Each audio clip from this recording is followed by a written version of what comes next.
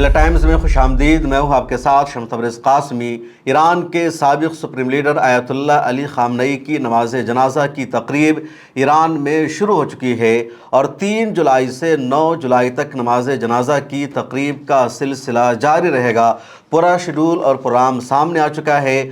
دنیا بھر کے رہنما بھی ایران پہنچنے لگے ہیں۔ دنیا کے کچھ ملکوں کے ہیڈ آف اسٹیٹ وہاں پہنچ رہے ہیں، کچھ ملکوں کے نائب صدر اور نائب وزیر خارجہ وہاں پہنچ رہے ہیں، کچھ ملکوں نے اپنا ڈیلیگیشن اور وفد بھیجا ہے، کچھ ملکوں کے صحافی بھی وہاں پہنچ رہے ہیں۔ اور رپورٹ یہ ہے، الجزیرہ کی خبر کے مطابق تقریباً دنیا کے 100 ملکوں کا ڈیلیگیشن آیت اللہ علی خامنئی کی نماز جنازہ میں پہنچ رہا ہے۔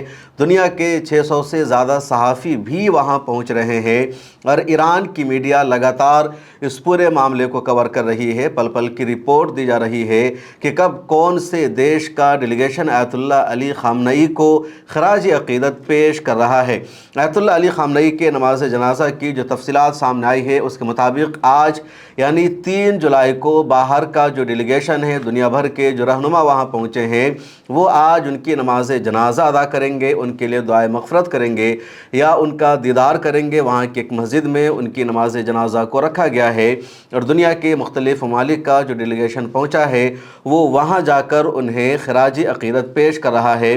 اس کے بعد 4 اور 5 جولائی کو بھی آیت اللہ علی خامنئی کی جنازہ کی تقریب تہران میں ہی ادا کی جائے گی، گران مصلی مسجد میں رکھا جائے گا اور پبلک کے لیے اوپن کیا جائے گا۔ تو جو عوام تہران اور آس پاس کے علاقوں میں ہے وہ نماز جنازہ ادا کرے گی اور کہا جا رہا ہے کہ تہران میں ہونے والی نماز جنازہ سب سے بڑی ہوگی، کیونکہ دنیا بھر کے جو عام زائرین پہنچے ہیں اور جو ایرانی عوام ہے وہ تہران میں 2 دنوں میں 4 اور 5 جولائی کو نماز جنازہ کی تقریب میں ان کی شرکت ہوگی۔ اس کے بعد 6 اور 7 جولائی کو نماز جنازہ کی تقریب قم میں ادا کی جائے گی۔ قم ایران کا تاریخی اور علمی شہر ہے۔ یہاں سب سے بڑے بڑے دینی مدرسے پائے جاتے ہیں۔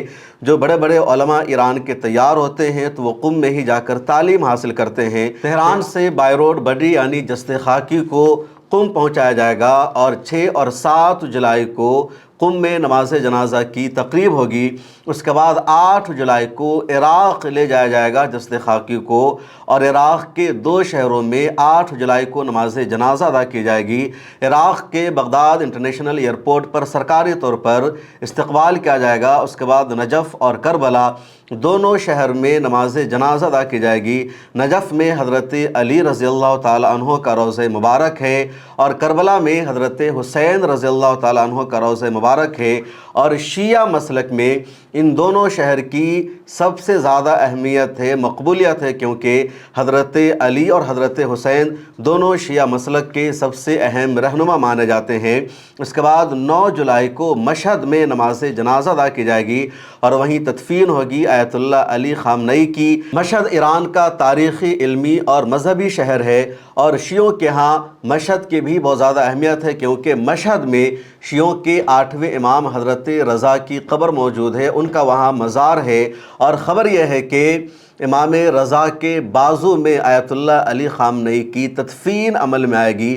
شیعوں کے ہاں ان کے عمل میں کسی کی تدفین ہونا، کسی کو دفنانا سب سے زیادہ اعزاز کی بات ہے، اور ان کے بازو میں آیت اللہ علی خامنئی رحمۃ اللہ علیہ کی تدفین عمل میں آئے گی۔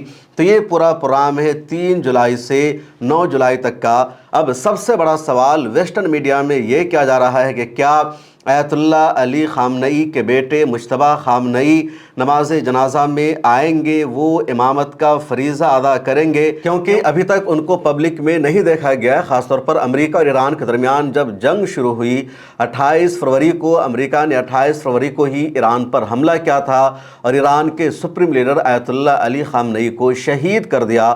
تو جس وقت ان پر حملہ ہوا، ان کی شہادت ہوئی، وہیں پر مجتبیٰ خامنئی بھی موجود تھے۔ وہ شدید زخمی ہو گئے تھے لیکن وہ زندہ بچے، ان کی شناخت ہوئی، ان کا علاج جاری رہا، اور اس کے بعد ایک مرتبہ بھی وہ پبلک میں سامنے نہیں آئے۔ 9 مارچ 2026 کو वहाँ की जो नेशनल काउंसिल है उन्होंने मुश्तबा खामनई को नया सुप्रीम लीडर मुंतखब कर लिया। उसके बावजूद भी अभी तक वो पब्लिक के सामने नहीं आए हैं, उनको नहीं देखा गया है। उनका जो भी बयान सामने आया है वो रिटन बयान सामने आया है और उसे पढ़कर सुनाया गया है।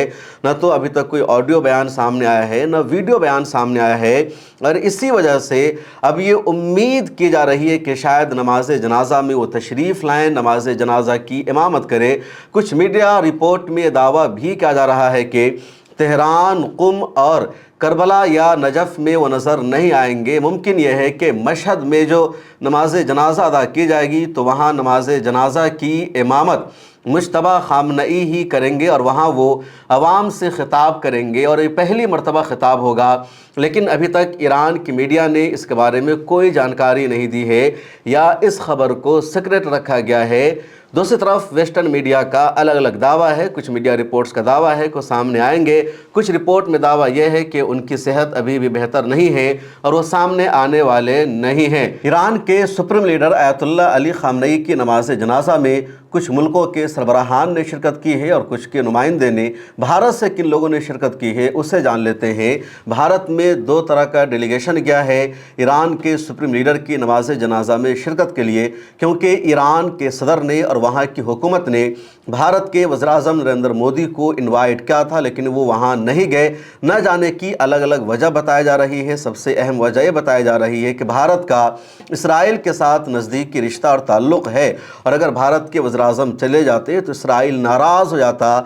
इसलिए इसराइल की नाराज़गी से बचने के लिए भारत के वज़ीर-ए-आज़म नरेंद्र मोदी आयतुल्ला अली खामनई की नमाज जनाजा में शिरकत करने के लिए ईरान नहीं गए हैं, लेकिन उन्होंने नायब वज़ीर ख़ारजा को भेजा है। उसके अलावा अता हुसैन जो बिहार के गवर्नर हैं और शिया मसलक से ताल्लुक़ रखते हैं उनको भेजा गया है। उनके साथ कुछ मजहबी रहनुमाओं को भी भेजा गया है। उसके अलावा हिंदुस्तान के कुछ रहनुमाओं को, कुछ सियासी शख्सियात को भारत में ईरान की जो एम्बेसी है वहाँ से दावत दी गई थी और उनमें भी कई लोग गए हैं, जिनमें जम्मू एंड कश्मीर की साबिक़ चीफ मिनिस्टर महबूबा मुफ्ती शामिल है, कांग्रेस के सीनियर लीडर और साबिक़ वज़ीर ख़ारजा सलमान खुर्शीद शामिल हैं, कुछ जर्नलिस्ट और दूसरे रहनुमा शामिल हैं। ये सब भी इंडिया से गए हैं और बाज़ाब्ता एक स्पेशल फ़्लाइट का इंतज़ाम किया गया एम्बेसी के ज़रिए। इससे तमाम लोग तेहरान पहुँचे हैं और बाज़ाब्ता उन्होंने तेहरान में पहुँचकर ईरान के साबिक़ सुप्रीम लीडर आयतुल्ला अली खामनई को खराज अक़ीदत भी पेश किया है। भारत के अलावा पाकिस्तान के वज़ीर आज़म शहबाज शरीफ भी तेहरान पहुँच रहे हैं। पाकिस्तान ने जंगबंदी में सीज़ फायर में अहम तरीन किरदार अदा किया और शहबाज शरीफ बराह रास्त वहाँ पहुँच रहे हैं। उसके अलावा ताजिकिस्तान के सदर इमाम अली रहमान की नमाज जनाजा में शिरकत हो रही है। आर्मीनिया के वज़ीर-ए-आज़म निकोल पाशियान की सदर हो रही है और जॉर्जिया के सदर मुखील कलाविशी की शिरकत हो रही है। तो ये 4 देश हैं जिनके हेड ऑफ़ स्टेट तेहरान में पहुँचे। इसके अलावा कोई और देश नहीं है जिनके हेड ऑफ़ स्टेट ने वहाँ शिरकत की हो और इन 4 में से 2 मुस्लिम मेजॉरिटी स्टेट है और 2 क्रिश्चियन मेजॉरिटी स्टेट है। उसके बाद तुर्की के नायब सदर हैं जोदित यलमाज, वो ईरान पहुँचे हैं। ईरान के चीन और रूस दोनों देशों से करीबी ताल्लुकात हैं, लेकिन इन दोनों देशों के सदर भी वहाँ नहीं पहुँच रहे हैं। चीन से शी जिनपिंग की जगह वहाँ की पार्लियामेंट की एक कमेटी है, उसके नायब चेयरमैन है वी, वो नमाज जनाजा में शरीक हो रहे हैं। रूस के सदर व्लादिमीर पुतिन भी वहाँ नहीं पहुँच रहे हैं, बल्कि रूस के साबिक़ सदर और मौजूदा नायब चेयरमैन है सलामती कौंसिल के दमतरी, वो तेहरान पहुँच रहे हैं। अफ़गानिस्तान की जो मौजूदा हुकूमत है उसके वज़ीर ख़ारजा अमीर ख़ान मुत्तकी और नायब वज़ीर-ए-आज़म बराए इक़्तिसादी उमूर मुल्ला अब्दुल गनी बिरादर तेहरान पहुँचे हैं नमाज जनाजा में शिरकत के लिए। बांग्लादेश का एक डेलीगेशन भी वहाँ पहुँचा है। बांग्लादेश की पार्लियामेंट के स्पीकर हाफिज़ुद्दीन अहमद तेहरान में बांग्लादेश की नुमाइंदगी कर रहे हैं। ये पूरी तफसीलात है। ईरान के सुप्रीम लीडर शहीद आयतुल्ला अली खामनई के अलावा जितने लोगों की शहादत हुई इस जंग के दौरान, उन सब की नमाज जनाजा अदा की जा चुकी है। सिर्फ आयतुल्ला अली खामनई की नमाज जनाजा अभी तक अदा नहीं की गई थी।